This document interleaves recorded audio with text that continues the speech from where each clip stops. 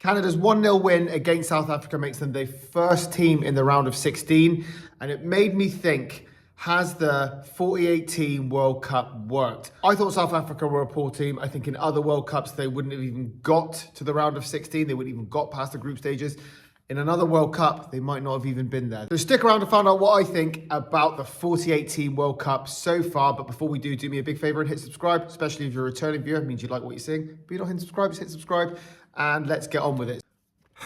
I was slightly skeptical about the 48-team World Cup. I thought there were going to be a lot of nothing games. There were probably less than I thought there was going to be, but I still think there were a lot of nothing games. I still think there were teams that are now in the knockout stages that probably shouldn't be in the knockout stages, or definitely wouldn't be in the previous World Cup. So don't just take my word for it. Let's just have a little think about this. So let's talk about the teams that finished in fourth place, their points tally, how they played, and how many goals they scored. So we'll start with Qatar. So Qatar finished with 1 point and only scored 2 goals.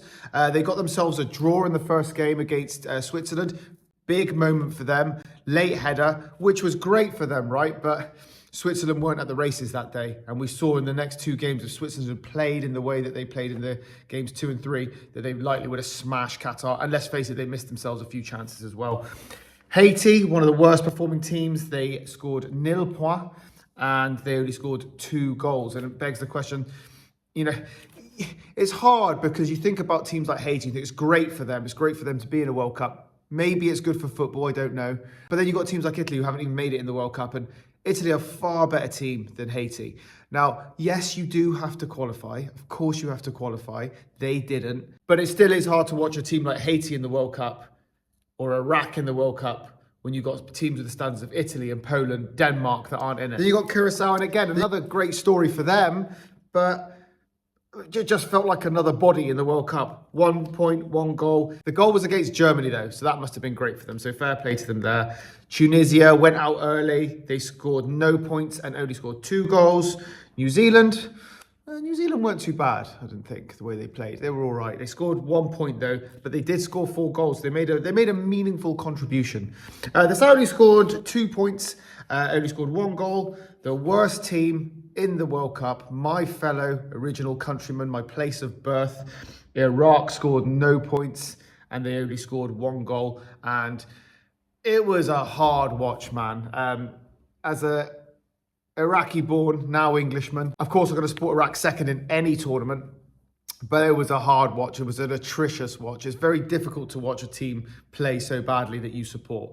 So maybe they shouldn't have been in the World Cup at all. Jordan were the same. They scored no points. They scored 3 goals. Uzbekistan, no points, 2 goals.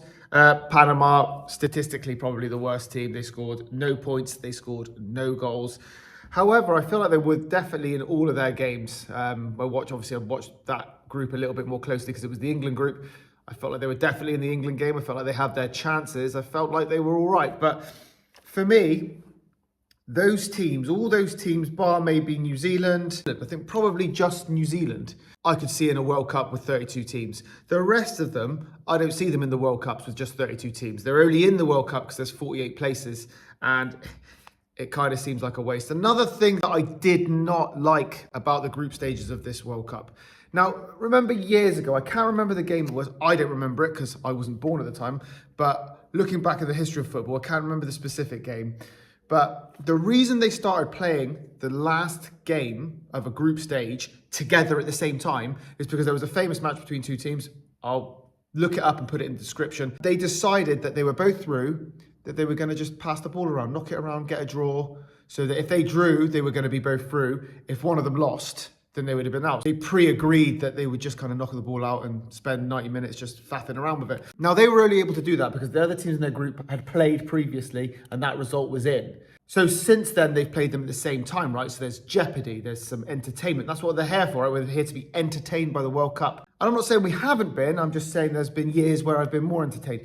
Now, take the England group, for example. Now, before the Panama game, England knew they were through. They knew that they had enough, that even if they finished third, they'd be going through to the next round. Now, maybe that affected their performance, I don't know. They probably still wanted to finish top, so perhaps it didn't. But for me, as a fan, I kind of went, Oh, we're through, are we? Okay.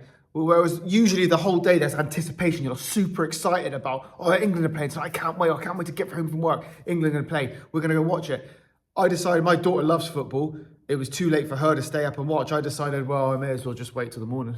May as well not find out the score, wait till the morning. We're already through. And that is exactly the opposite of what we need at World Cups. It's all about excitement. It's all about that jeopardy. And because there were so many third place qualifications, 8 out of the 12 groups, it took the jeopardy away for a lot of those groups, England being one of them. And it really is disappointing. And I'm going to go ahead and say I don't like the 48 teams. I think there's a lot of wasted spaces, especially, like I said, when there's teams like Italy that are far better than the teams here. I know they need to qualify, but it still sucks that we have to endure some really poor football. And then that jeopardy, that element of excitement on the last game of those group stages, which feels like a final, let's face it, was taken away from us this time as England fans. I was a bit like, oh, that's boring, isn't it? But let's take the positives. We're through to the next round. We're playing Congo, who are going to be tough. I think they're going to be tough. A bit like Ghana, they're going to be organised. They're going to be physical. They're going to be athletic, fit, and they've got a couple of good players. So